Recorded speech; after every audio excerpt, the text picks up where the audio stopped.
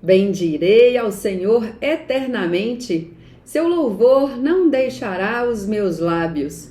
Glorice minha alma no Senhor, ouçam-me os humildes e se alegrem. Salmo de Davi, número 33, e com ele eu abro o convite a você para continuar comigo a leitura da vida de Santa Rita de Cássia. Antes de darmos sequência, eu te convido a um Pai Nosso. Pai nosso que estais nos céus, santificado seja o vosso nome. Venha a nós o vosso reino, seja feita a vossa vontade, assim na terra como no céu. O pão nosso de cada dia nos dai hoje, perdoai as nossas ofensas, assim como nós perdoamos a quem nos tem ofendido. Não nos deixeis cair em tentação, mas livrai-nos do mal. Amém. Ave Maria, cheia de graça, o Senhor é convosco. Bendita sois vós entre as mulheres e bendito é o fruto do vosso ventre, Jesus. Santa Maria, Mãe de Deus, roga a Deus por nós, pecadores, agora e na hora de nossa morte. Amém.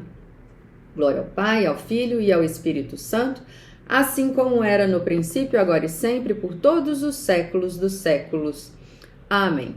Glorioso São José, modelo de todos os que se dedicam ao trabalho, obtende-me a graça de trabalhar com espírito de penitência para a expiação dos meus numerosos pecados, de trabalhar com consciência, pondo o culto do dever acima de minhas inclinações, de trabalhar com recolhimento e alegria, olhando como uma honra empregar e desenvolver pelo trabalho os dons recebidos de Deus, de trabalhar com ordem, paz, moderação e paciência, sem nunca recuar perante o cansaço e as dificuldades, de trabalhar sobretudo com pureza de intenção, com desapego de mim mesma, tendo sempre diante dos olhos a morte e a conta de que deverei dar do tempo perdido, dos talentos inutilizados, do bem omitido e da vã complacência nos sucessos, tão funesta a obra de Deus. Tudo por Jesus, tudo por Maria, tudo a vossa imitação ao patriarca São José. Tal será a minha divisa na vida e na morte. Amém. Bom, livro da vida de Santa Rita de Cássia, nós paramos no capítulo 14. Deixa eu só localizar ele aqui que eu me esqueci de colocar na página. Perdão, um segundo, é rapidinho aí, capítulo 14. Um espinho como presente. O domingo de Ramos marca o início da Semana Santa. E neste dia, a igreja recorda a entrada triunfante de Jesus em Jerusalém, acolhido por uma multidão em festa. Também Rita, junto das co-irmãs, participava todos os anos da procissão, unindo sua voz ao coro jubiloso dos fiéis que clamavam: Hosana ao filho de Davi, bendito o que vem em nome do Senhor, Hosana no mais alto dos céus. Os cantos e a procissão na parte externa do templo, com os sacerdotes e os ministros que precediam o povo, trazendo na mão as palmas, enchiam de alegria o coração de Rita. De regresso à igreja, em seguida, tinha início a leitura de Passio, Paixão. À medida que a narração se aproximava dos momentos cruciais da paixão, Rita ficava cada vez mais triste, visivelmente pálida e sofredora. Haviam transcorrido 7 anos desde que o frade franciscano Tiago da Marca havia recomendado a paixão de Jesus em Santa Maria do Povo, que naquele ano era a igreja da vez na qual devia ser realizada a quaresma. Aquela pregação a havia abalado mais do que qualquer outra ouvida, até aquele momento, e havia deixado um sinal que se renovava particularmente a cada ano, durante a Semana Santa. O frade era bem conhecido por todos devido à ardente paixão com que difundia a doutrina de Bernardino de Sena e por ter se encontrado mais que algumas vezes, precisamente por este motivo, com o agostiniano Andrea de Cássia. Para o quaresmal de 1425 havia... Aqui está escrito acorrido, mas eu acho que é ocorrido. Eu vou voltar. Para o quaresmal de 1425 havia ocorrido uma enorme quantidade de pessoas também dos territórios vizinhos, enchendo a igreja além de qualquer expectativa, e as monjas do mosteiro de Santa Maria Madalena somente puderam estar presentes ao sermão porque na igreja havia lugares reservados a elas. Rita havia seguido cada palavra do orador e, enquanto o escutava, revivia em seu coração todos os momentos da paixão de Jesus. Em oração no Horto das Oliveiras, flagelado na coluna, coroado rei com espinhos pungentes, carregando uma pesada cruz sobre os ombros, crucificado sobre o Monte Calvário na presença de sua mãe. Quando retornou para sua cela, depois de ter ouvido a pregação do franciscano Tiago da Marca, Rita reviveu intensamente as cenas torturantes do Cristo sofredor, a ponto de padecer por elas e desmaiar em consequência da dor. Desde aquele dia, nunca mais deixou de pedir a Jesus que a fizesse participante das dores por ele sofridas na paixão, presenteando-a com um de seus espinhos. Passados 7 anos daquela pregação, Rita se preparava, portanto, para reviver outra semana da paixão. Segunda-feira Santa, o abandono. Rita está em oração em seu aposento, com os olhos fixos onde dispôs, a tempo, o seu Getsemane. Revive a tristeza de Jesus abandonado por todos aqueles que amava, mesmo pelos mais fiéis, incapazes de vigiar e orar por ele, ao menos um pouco, embora lhes houvesse perguntado mais de uma vez: por que estáis dormindo? Levantai-vos e orai, para não cairdes em tentação. Terça-feira Santa, a traição. A maldade humana está encerrada no olhar de Judas, que traz Jesus. Judas, com um beijo, tu entregas o Filho do Homem? A traição de Judas é o meio através do qual o amor de Deus entra no mundo para salvá-lo, e Rita se une aos sofrimentos de Jesus causados pelas contínuas traições da parte dos homens no curso da história. Quarta-feira Santa, os preparativos.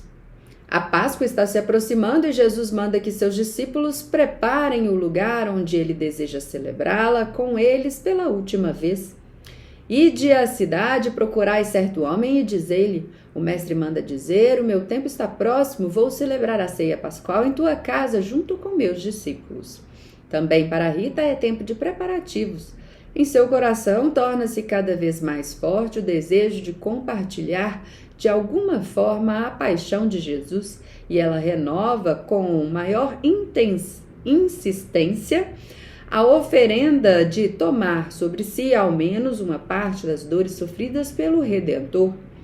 Rita pede-lhe que apresentei com um espinho. Quinta-feira Santa. A ceia do Senhor.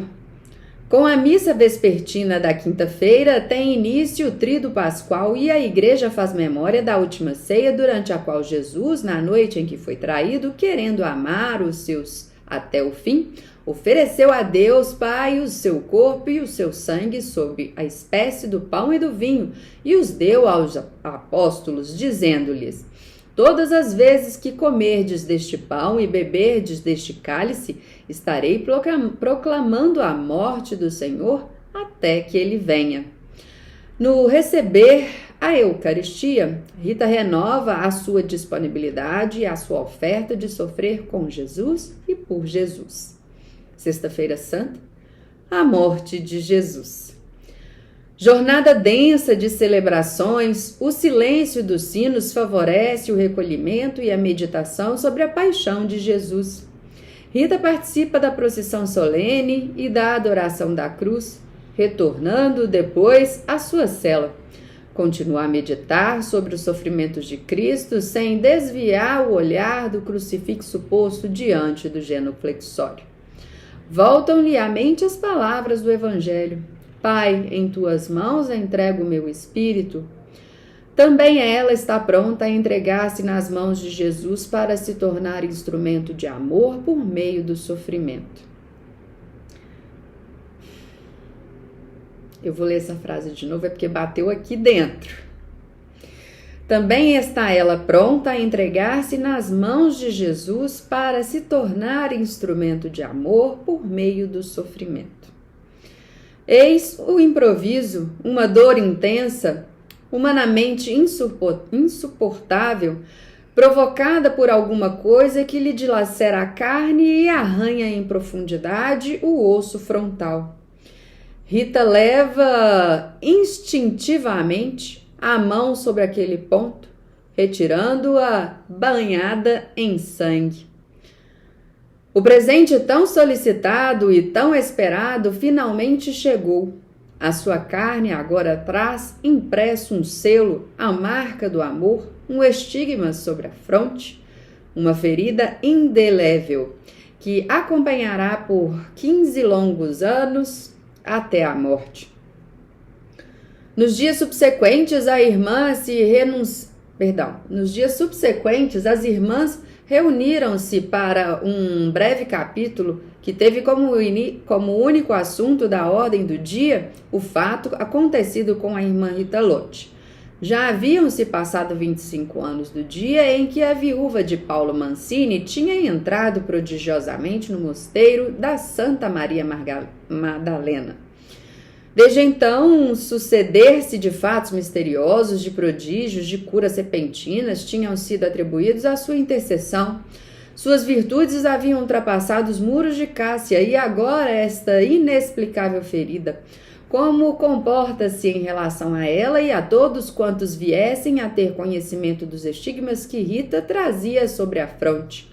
O fato é que a chaga que a irmã Rita traz sobre a fronte não dá sinais de cicatrizar-se, disse a abadesa. Trata-se com certeza de algo que não é facilmente explicável. Interveio uma irmã, quase um prodígio, e irmã Rita deve sofrer muito com esta ferida. Este fato novo e insólito, sob muitos aspectos, põe a nossa comunidade em uma situação um tanto embaraçosa, exatamente porque não estamos em condições de explicar sua origem, acrescentou uma segunda irmã. Eu acredito na história de Rita, interveio a abadesa, porque a conheço como pessoa sincera e ela me disse que aquela ferida é um presente que ela pediu a Jesus para compartilhar as dores de sua paixão e morte. Pediu para ter um daqueles espinhos que cingiram a cabeça de Cristo e agora está feliz pelo presente recebido e por sofrer com ele. Mas essa ferida, adicionou a irmã, emana um mau cheiro que provoca a repugnância das pessoas que se aproximam. Talvez seja conveniente que, ao menos por um período de tempo, a irmã Rita permaneça entre as paredes do mosteiro, concluiu a abadesa. Parece-me oportuno que evite fazer ver por pessoas estranhas que vêm a nós por motivos de trabalho. Finalizamos então o capítulo 14 e o próximo capítulo é o 15, sobre os túmulos dos papas. Bom, o presente tão solicitado por Rita, né? Nesse capítulo que a gente acabou de ler, veio, né, pela providência e pela graça de nosso Senhor, para que ela pudesse sofrer junto com ele, já desde os inícios aí, quando ela nos relembra que na sua própria casa ela montou aquele cantinho lá para se lembrar, né, do Calvário e de todo o ambiente da paixão. Depois retornou a construir esse cenário lá dentro do mosteiro e revivendo agora na procissão, né, da Semana Quaresmal, e ela aqui no capítulo descrevendo, né, todo o processo, todos os pedidos delas, desde a segunda-feira até a sexta-feira, né, o que veio a suceder realmente foi o presente do espinho. E aí todo o convento, né, se mobilizando para decidir o que fazer com aquilo tudo, visto que já tinha rompido os muros de Cássia, todas as notícias dos prodígios de Santa Rita. Bom, ficamos por aqui. Se você está curtindo esta leitura do livro de Santa Rita de Cássia, deixe seu like, compartilhe, ajude para que a história de Santa Rita chegue mais a outros ouvidos que querem permanecer e perseverar no caminho de santificação. Glória ao Pai, ao Filho e ao Espírito Santo, assim como era no princípio, agora e sempre, por todos os séculos dos séculos. Amém.